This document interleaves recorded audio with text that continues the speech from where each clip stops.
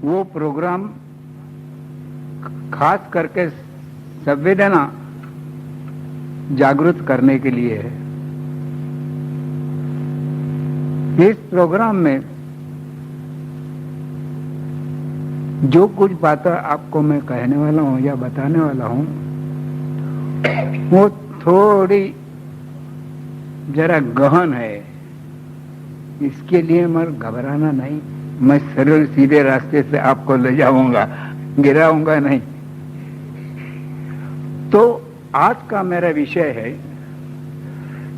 संगीत एक संवेदना। संवेदना हर एक व्यक्ति के मन में, हर एक के व्यक्ति के शरीर में भरी हुई है, बगैर संवेदना कार्य नहीं होता है। तो उस संगीत की संवेदना में जो मुझे संवेदना हो रही है उसका मैं पहले मनन करता हूं, चिंतन होती, पीछे निजध्यास, क्योंकि कार्य को जब उसकी लगन लगती है तब स्वाभाविक रात दिन उसे वही विषय दिखते रहता है। अगर सामने खड़ा हुआ आदमी वो नहीं देखा जाए, वो खुद के विषय में अंदर के अंदर रहता है। दूसरा आदमी कहता है कि तेरे पास से मैं गया, तू देखता नहीं है, मगर मैं ये आंखें जगह पर कहा थी तो मैं क्या देखूं, मैं अंदर ही देख रहा था। तो उस वक्त निजध्यास और सब बात है, जब उस चीज को आकार आ जाता है ना, वो साक्षात्कार कहा जाता है परमात्मा में। मगर हमारे प्रकृति प्रत्यक्ष दिखती है, वो हम देखते हैं। उस अवस्था में ये अवस्था कैसे है, ये सब अनहत नाद की अवस्था है।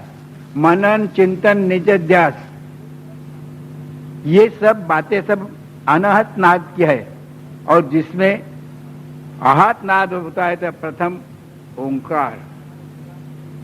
हमारे पुराण लोगों ने कहा है प्रथम नाद ओंकार प्रगट भयो, तामे सप्त सुर गुणी रचायो। मुख्य ओंकार। अब इस ओंकार में कितना रहस्य भरा हुआ है। इस ओंकार में सब व्यापक स्वरूप उसमें ओंकार में दिया हुआ है। अब इस ओंकार के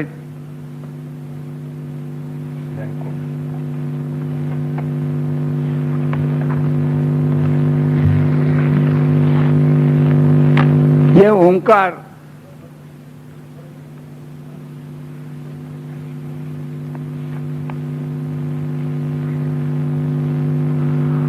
अब ओंकार की जो आकृति ये सर्वव्यापक अनहत नाद गगन में छायो है, भरो है। उसके बाद जो आकार आया वो आहत नाद का प्रथम ओंकार। तुम्हारे हमारे शरीर में अनहत नाद चालू है। जो 22 नाड़ी जो है वो अनहत नाद की है, उसी का नाम श्रुति रखा है, जिसका उपयोग हम संगीत में करते हैं। तो उसी प्रकार आप इस ओंकार में पहले ब्रह्मा उत्पादक ऋग्वेद ऋग्वेद पूरी इस रजोगुण हर एक के स्वभाव, वैसे वो स्वभाव के रूप में ऋग्वेद स्वरूप है। वैसे विष्णु ये पालन स्थिति प्रवर्तक यजुर्वेद सत्वगुण माध्यम ये यहाँ पर है, और ये संहारक महेश सामवेद तमोगुण है, अपराह्न इसे भी पंचम है। अब इसमें संगीत के लिए मैंने 3 चीजें पाई, षड्ज, मध्यम भाव से मध्यम और पंचम भाव से पंचम। इसमें से 7 सुरों की रचना होती। हमारा जो संगीत है 7 सुर रचना, उसके बाद उसके सूक्ष्म भेद होकर और 5 मिल गए, यानी 12 सुर का खेल संगीत। तो आज मैं आपको, हम लोग कहते हैं कि संगीत का संबंध पूर्वापार है, वेदों से है। सब कोई कहते हैं वेदों से संबंध है, सामवेद से संबंध ऐसे, मगर प्रात्यक्षिक रूप में मैं आज आपको दिखाने वाला हूं। खाली पुराने ग्रंथों का आधार करके उसके ऊपर मैं अभ्यास करके जो मुझे मिला है, अर्थात मेरे अल्प बुद्धि से जो कुछ भी किया है, शायद उसमें गलती भी हो सकती है, पर मेरे बुद्धि से जो मैंने किया वो आज आपको पेश करने के लिए मैं बैठा हूं। तो इसमें पहले वेदों की रचना अपार है, हजारों वेदों की रचना हो गई, और हम लोग कहते हैं वो अपौरुष बात सच है। उसके वेदों के जो विभाग किए, 4 वेदों में उसके विभाग, जो पठन के साथ योग्य थी वो 3 इसमें डाल दिए, ऋग्वेद, यजुर्वेद, अथर्ववेद। और वृत्त छंद जहां पर स्वरों की मात्रा ज्यादा है वो सामगान। तो हमारा संगीत का संबंध सामगान से है। ये सामगान, इसमें अर्थ है सा यानी रुक, रुचा, रुक यानी आकाशवाणी, रुक यानी वाणी शब्द है, वो आकाशवाणी, इसके से रुक वेद। अब उसके बाद जो छंद और वृत्त मिलते हैं जिस मंत्रों में, वो सब सामगान में आए थे। वो हमारा सा का अर्थ ऋचा और अम यानी स्वरूप, आलाप, ये किया जाता है। अब इसके साम में कभी कभी ऐसा होता है कि हम लोग समझते हैं, व्यवहार में, व्यवहारिक दृष्टि से बात कर रहा हूं, कि ये सामगान वगैरह मंत्र विंत्र, ये पंडित लोग आते हैं, बोलते हैं जैसे पूजा पाठ करते हैं, नहीं, मगर आज जो संगीत चल रहा है वही वैदिक काल के समय था। उसमें वैदिक व आध्यात्मिक के कारण संगीत सामगान था, मगर उसके साथ वो लौकिक संगीत भी था,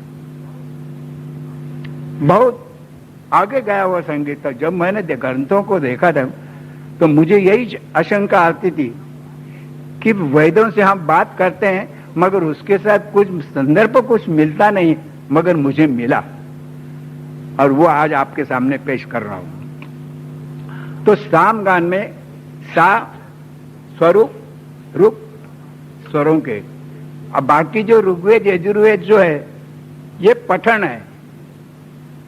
अब देखिए, पठन और गान, गान के मैंने स्वरों का संबंध आने के बाद वो गान होता है, यानी साम वेद में कम से कम 4-5 स्वरों का खेल है। और वही यजुर्वेद ऋग्वेद में ये 3 सुर है, इसके वास्ते उसको पठन कहा जाता है। अब ये पठन कार्य होता है सामवेद में। अब ये सामवेद मैं मेरे विषय का परिचय इसलिए करा रहा हूं कि वो आगे बातें सब आने वाली है। अगर आपको नहीं समझेगा, इसके लिए पहले मैं उस विषय का परिचय करवा रहा हूं। आप कहेंगे कि ये तो बकबक चालू हो गई है, न मालूम हम क्या जाए, बाकी के लोग बैठे हुए हैं, ये काहे के लिए है क्या, ये पूछ नहीं। तो मित्रों, मैं इसको पूर्व पीठिका आपके सामने रख रहा हूं ताकि आपको समझ में आराम से जल्दी समझ में आ जाएगा। इस वजह अब ये शाम की स्थिति उस वक्त कैसी थी कि अश्वमेध यज्ञ, एक उदाहरण लिया, अश्वमेध यज्ञ में सामगान होता था उस, पर आम जनता भी उसमें शामिल होती थी, तो उनके लिए वो समझना मुश्किल। इसके वास्ते लौकिक गान था। लौकिक उसे गाथा गान कहा। गाथा यानी वर्णन, और उसमें देवादेवों का वर्णन या महापुरुष जो होगा उनका, आजकल जो पोवाड़ा वगैरह गाते हैं महाराष्ट्र में, वही वो लौकिक संगीत हर तरह से खुला हुआ था। तो वो लौकिक संगीत सामवेद में 5 ऋषि हो गए। सामवेद की पद्धति में भारद्वाज, वशिष्ठ, जैमिनी, कौथमी, नारायणी, ये महापुरुष हो गए, उन्होंने सामवेद की प्रथा चलाई है, इन्होंने प्रचार करके हजारों लोगों को शिष्य तैयार किए थे। अब इनमें से जैमिनी दक्षिण भारत में चले गए, वहां पर प्रचार किया। उनके 2 बेटे शागिर्द थे, उन्होंने प्रचार वहां पर किया। और गुजरात में कौथुमी और महाराष्ट्र में राणा यानी, ऐसे 3 महापुरुषों, 3 घराने समझ लीजिए। हमारे संगीत में घराने हम समझते हैं, वैसे ये 3 घराने, जिसमें से अभी राणा ये महाराष्ट्र में आगे आने के बाद इस प्रकार वेदों का मंत्रों को परिचय करवा दिया। और उस समय वाजंती वाद्य, दारवी वीणा, कांड वीणा, तुंबल वीणा, दीना वीणा, इतनी जात की वीणा थी, और शंख, दुमदुमी वगैरह ये सब इसमें। और इतनी बात नहीं, मगर उस वक्त महिलाओं पर विद्वान थी। वीणा के ऊपर सामगान के समय वीणा ऊपर साथ संगत करती थी। केवल मंत्र तत्व बोल के पूजा पाठ करना नहीं, प्रत्यक्ष के। तो इसमें अब ये सामगान प्रत्यक्ष आपको सुनाते हैं हम। अब ये सामगान हर ऋतु में था। उसको रतंतर होता है वसंत ऋतु, बृहद साम ग्रीष्म ऋतु, वैरूप्य साम वर्षा ऋतु, और नक्षत्रम ये शिशिर ऋतु। ऐसे सीजन में गाए जाते थे ये साम। और विवाहों के समय भी साम ज्ञान गाए जाते हैं। आजकल जो आप देखते हैं कि गुजरात, उत्तर हिंदुस्तान, इधर शादी को अगर बहनें गाती, ढोलकी के ऊपर गाना जाता, उस टाइम भी वही होता था, सामगान बोला जाता था और उसके साथ लौकिक संगीत। तो इस पद्धति से सामगान में, अब पहले हम आपको सामगान से किस प्रकार संबंध है वो स्वर आज दिखाते हैं हम। अब इसके बाद परंपरा हमारी जो आई है, मैं कहता हूं कि सामवेद से लेके आज तक हमारी परंपरा खंडित नहीं हुई है, बराबर चलती आ रही है। जब आप प्रत्यक्ष में ये बात ही देखेंगे तब देखेंगे। चलो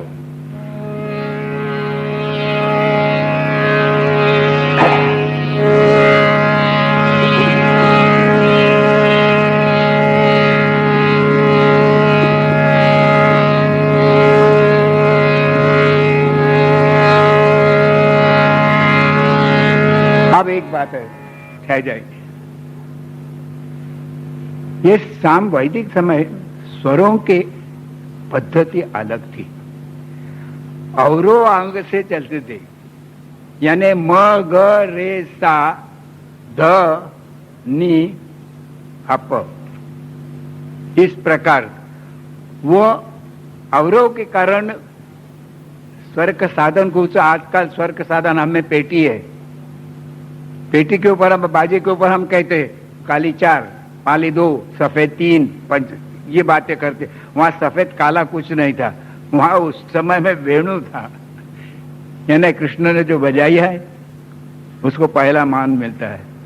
तो उस वेणु में जो मध्यम आया, उस वो आधारित सुर हो गया, और उसके पीछे म ग रे सा ध नी प, ये सुर। अब ये सुर आएंगे इसके से। चलो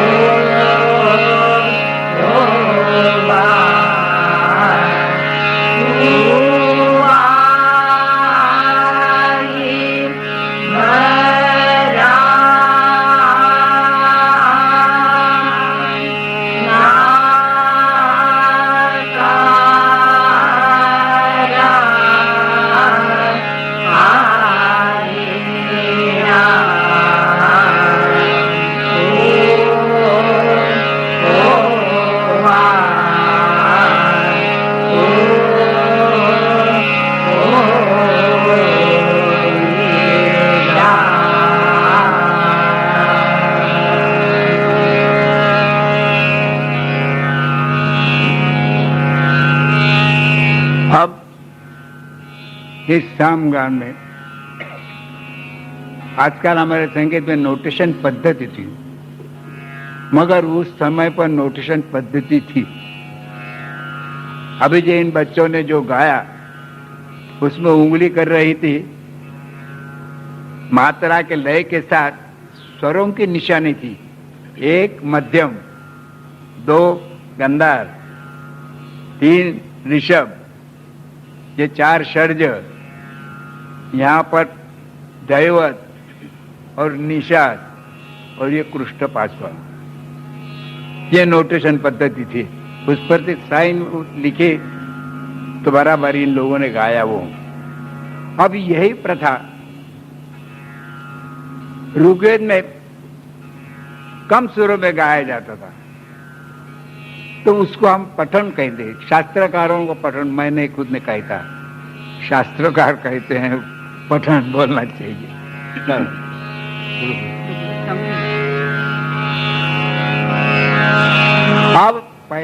अब ये बच्चे गा रही है, पहले ऋग्वेद इसकी ऋचा, और वही ऋचा उसमें कैसे बदल गई सामवेद में।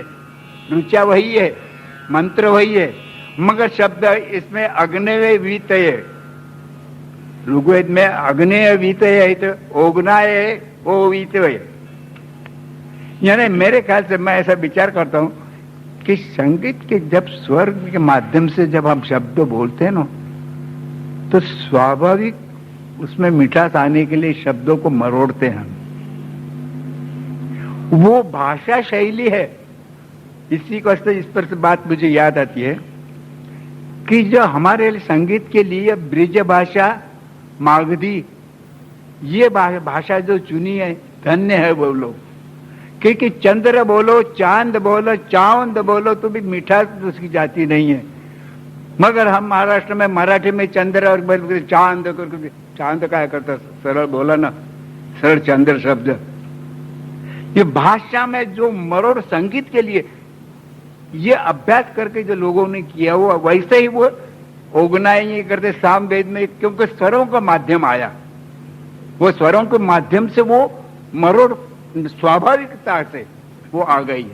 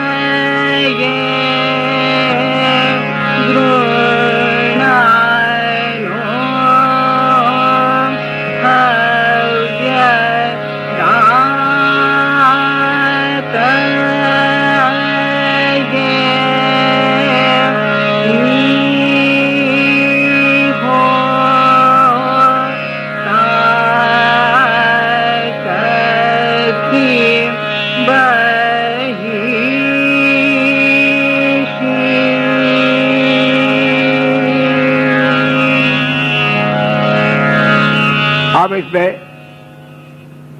म ग रे ग रे म ग रे ग, ये 3 सुर। म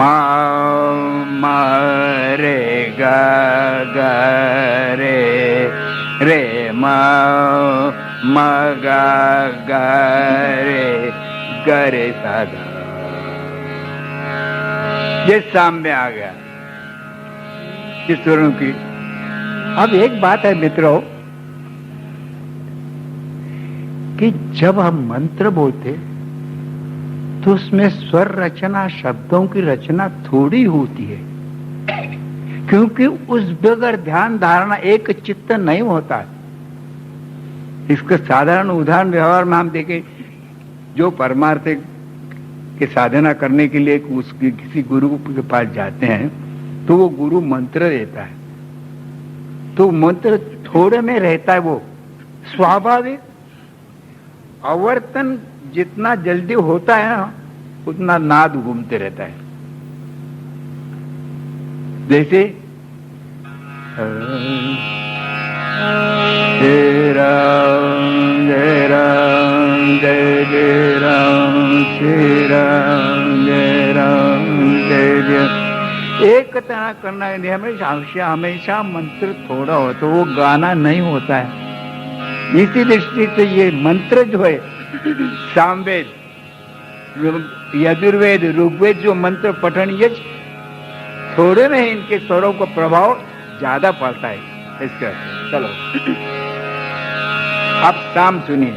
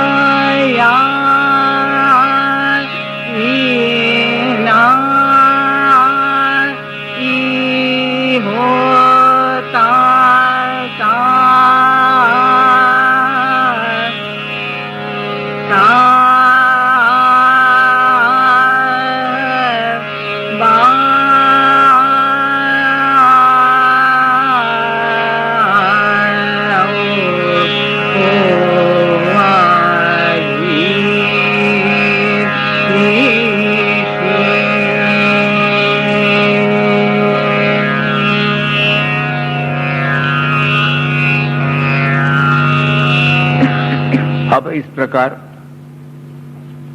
वैदिक काल के साम गान के साथ हमारे संगीत का संबंध जुड़ता है या नहीं, आप समझ में आया होगा। अब इस स्वरों के साथ लय, स्वर जब होता है स्वयं राजन्ते इति स्वरा, जो खुद के मस्तिष्क में दिन निकलती है वो स्वर होता है।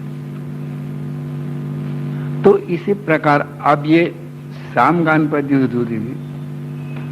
इसके बाद हम अब दूसरा संगीत का प्रकार, वैदिक काल से हम जरा थोड़े नीचे आ रहे हैं। तब उसमें जाति गान, जिसमें जाति गान में ये सप्त सुरों का प्रयोग है, 7 सुर है और जाति 18 है, जिसमें से 7 प्रमुख है, षड्जे, आर्षवी, गांधारी, मध्यमा, पंचमा, दैवती, नैषादी। और इसके ओडो शाड़ो भाग तो गांधारी चवा, षड्जो चवा, मध्यम शुद्ध पंचमा, इस प्रकार अन्य जाति है। तो इस जाति के वक्त समय उसमें क्या था विशेष, बहुत से यहाँ विद्वान बैठे हुए हैं, उन्होंने ग्रंथों का अवलोकन किया हुआ है, कुछ नई बात नहीं बताता हूँ, मगर उसका संबंध मैं प्रात्यक्ष में दिखाता हूँ। ये विशेष बात है खाली। अब तक सामवेदों का संबंध स्वरों से हरे ग्रंथों में लोग कहते आ रहे हैं, मगर प्रात्यक्षिक नहीं, मैं प्रात्यक्षिक देख के बताऊं। अब इसके बाद स्वरों की रचना में बदल हो गया। ये अवरोध था, सो मतंग ऋषि ने उसका आरोप बना, यहां सारे गामा पद निशा ये बना है। अब ये जाति गायन में ये सुरों के सप्तक जो है शुद्ध सप्तक है। यहां पर एक प्रश्न उठता है कि मार्गी संगीत था, फिर मार्गी संगीत क्या चीज थी? तो मेरे से ग्रंथों देखने से मुझे ये मालूम होता है कि जो हमारे 7 सुरों की रचना श्रुति की श्रुति के ऊपर जो बताई है, 4-3-2 4-4-3-2, ये जो श्रुति बताई ये मार्गी सुर ही है। क्योंकि ग्रंथों में पुराने वर्ष, इसका उदाहरण देता हूं मैं कि दासोबंद बहुत विद्वान पंडित अपनी और संत सत्पुरुष थे, उन्होंने धनाश्री राग का वर्णन किया है। उसमें उन्होंने लिखा है कि मार्गी के सुर है। अब धनाश्री जो मार्गी सुर आए तो पहले हमारे सप्तक ये साधारण उसका कॉफी का हो गया, तो ये मार्गी संगीत लुप्त नहीं हुआ। भीमपाला साम गाते हैं, बागेश्वरी गाते हैं, उस अंग के राग गाते हैं, मगर वो प्रथा जाने के बाद उसके बाद शुद्ध सप्तक हमारा बिलावल का हो गया। अब एक बात करते करते मुझे कि जिस प्रमाणे यहां पर बदल हो गया, वैसे उस समय तमिल में उनके स्वर रचना अलग है। शिल्पपरिकारम ये ग्रंथ में जो सप्तक दिया है शुद्ध सप्तक, वो हरि काम्बोजी यानी अपने झिंझोटी सुरों में दिया है। वैसे तो अब मेरा कहने का मतलब ये है कि जाति गायन में जो सुरों की रचना है ना, वो देखने से की है। अर्थात ये जो बता रहा हूं मैं जाति गायन, उसके बाद और प्रकार जो बता रहा हूं, ये ग्रंथों में से इसके आधार पर मैं बताता हूं, और फिर इसका संबंध आगे आखिर तक को लेके जाने वाला हूं मैं आपको कि हमारा संगीत का संबंध कहां से है, तो बराबर है। मैं वही आज बताना चाहता हूं। चलो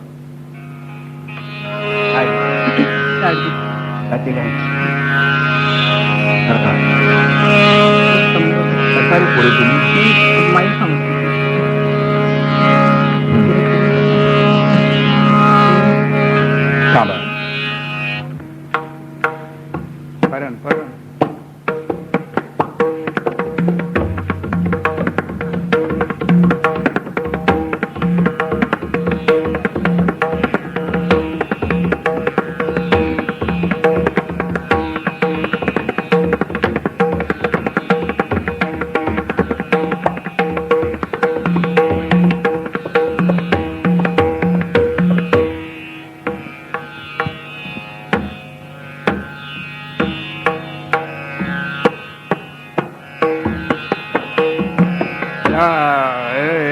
दीन नग दे दीन नग कीट कट गति गन दे।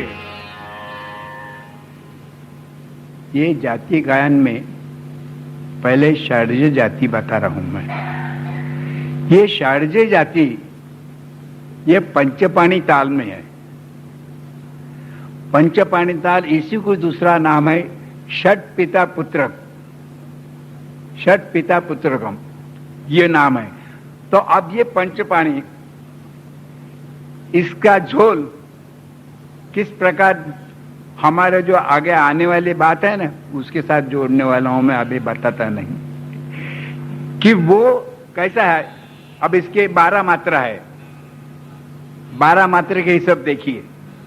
दे दिन नक दे दे दिन नक पीट कट गदी गन दे।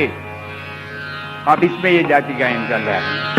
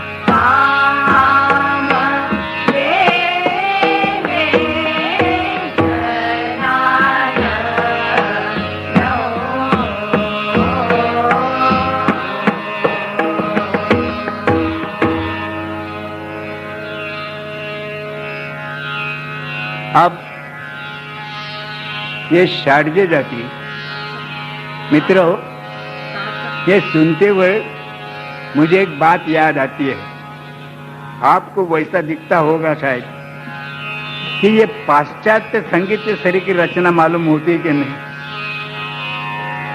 जो उनकी रचना है तो उस माफिक बीच में सुरों की जो है, रे पा पा मा मा रे गा पा, ये बातें जो चल रही, ये षाढ़्य जाति आपने आज सुनी।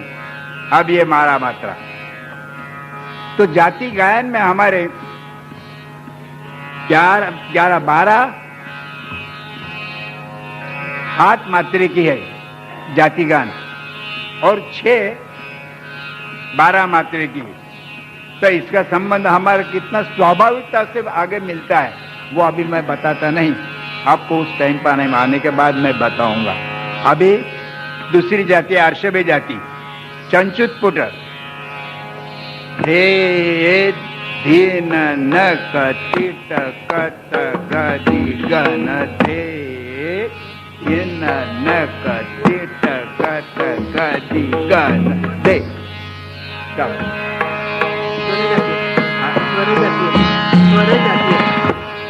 हाँ, अब ये बच्चे स्वर जाति गा के बताते आपको।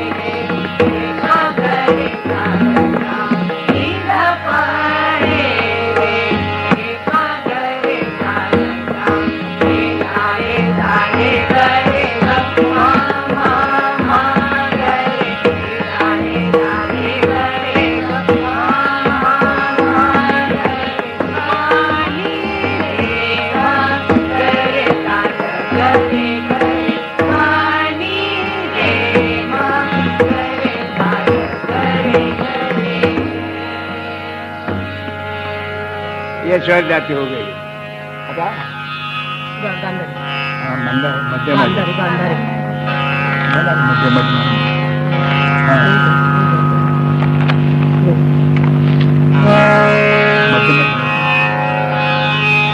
अब मध्यमा जाति, ये 8 मात्रा चंचुत पुट ताल।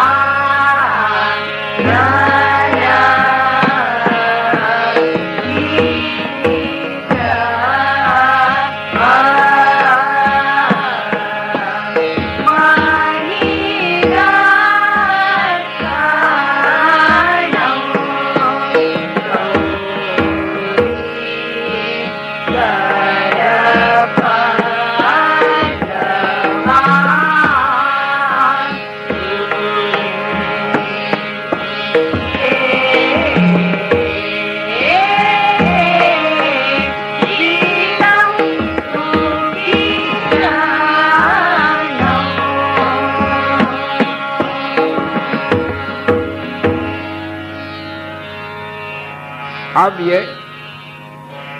जाति गान हो गया। इसके आगे फिर कपाल गीत, कंबल के उड़ते महा ऋषि हो गए, उन्होंने तपस्या किया, शंकर जी को प्रसन्न किया, तब उन्होंने आशीर्वाद कि तथास्तु तेरा कार्य होगा। तो उस वक्त उन्होंने कपाल गीत बनाया।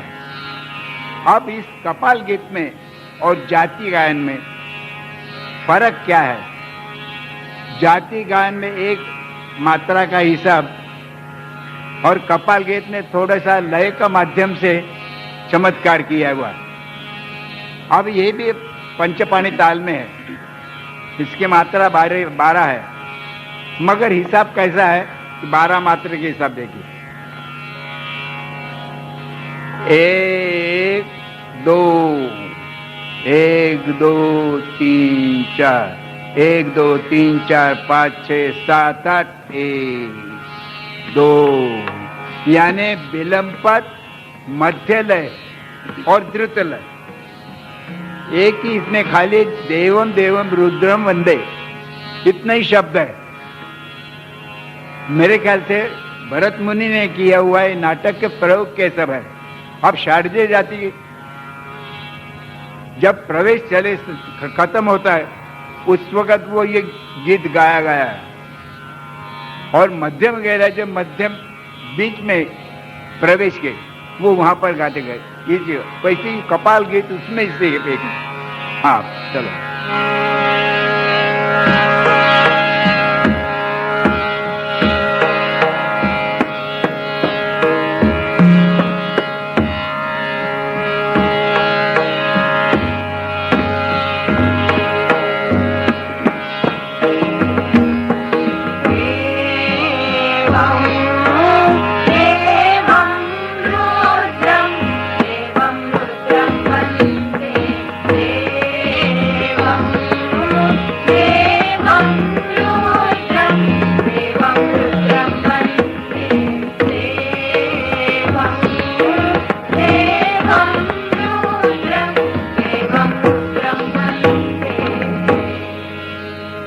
अब ये कि चमत्कार देखा, खाली उतनी स्तुति ईश्वर की स्तुति है, उतने में मंत्र जब ये बताया थोड़े में सब।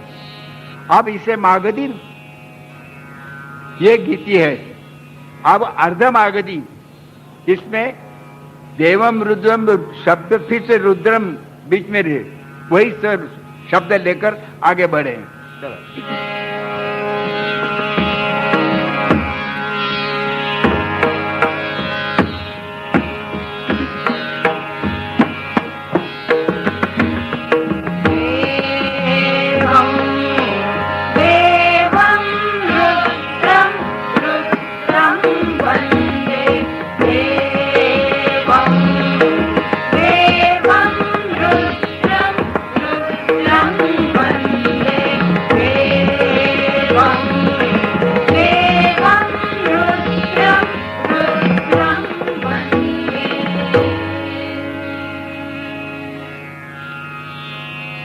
यह मागधी गीत हो गया।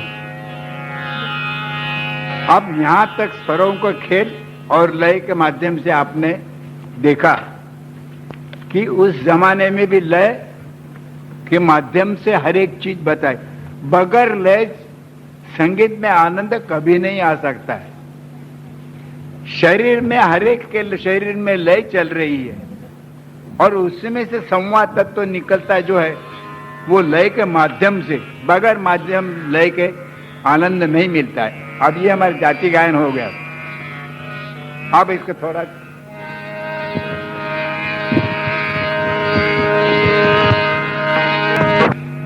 रामायण में विस्तृत हो गई।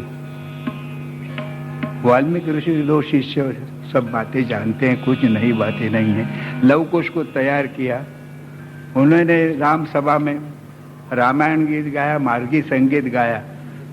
तो राम का आदेश देकर उसने कहा कि स्वर प्रमाण ये बातें सुनाओ। तो वहां राम मूर्छना और देसी संगीत वो भी सुना आवेगा। उसके बाद जब भरत मिलने के लिए भारद्वाज ऋषि को गया, तब उसके सैनिकों ने पूरा संगीत गाना रात भर किया। यानी उस टाइम में संगीत और नाट्य भी थोड़ा चालू था। संगीत में वो नाट्य भी उस जमाने में चालू था। उसके बाद अब रामायण हो गया। महाभारत में अर्जुन अत्यंत विद्वान मानस आदमी था। वो संगीत को जानता था और उसके साथ नृत्य भी जानता था। तो महाभारत के समय पांचाली थे, राजा के देश में सब रात भर दिन भर गाना, उस वक्त भी वाद्यों का भरपेट कंप था।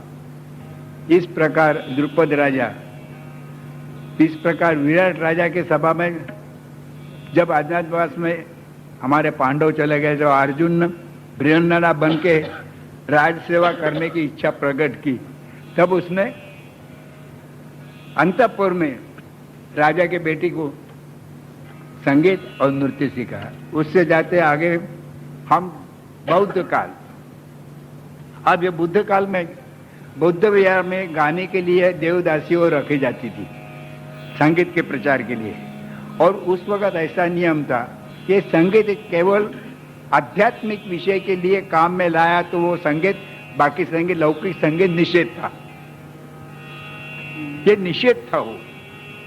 इसी प्रकार में उनके महोत्सव होते थे बड़े बड़े, गिरिज, समझ, वक्रतम, ये उत्सव महाउत्सव, इसमें सब गाने बजाने होते, मगर परमार्थ दृष्टि से आध्यात्मिक विषय लेकर ये स्वरों की मजा करते थे।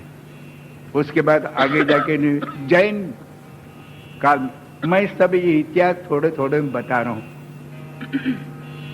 ये कैसी परंपरा चलती आ रही संगीत की। जैन काल में उस जमाने में राजा लोग खुद गाने वाले संगीत के शौकीन थे, जानकार थे। उसमें थे उदयन राजा, ये तो उसके पर रानी जब नृत्य करती थी तब ये राजा वीणा लेने साथ संगत कर करता था। उसके बाद सीधे हम आ गए मनुस्मृति। उस जमाने में मनुस्मृति में भी संगीत बढ़ा हुआ था, मगर उस वक्त एक नियम था कि ब्राह्मणों ने संगीत नहीं सीखना चाहिए, जातिवाद आ गया। ब्राह्मणों ने संगीत सीखना नहीं, उन्हें वेद मंत्र ऋचा वगैरह ये करना चाहिए।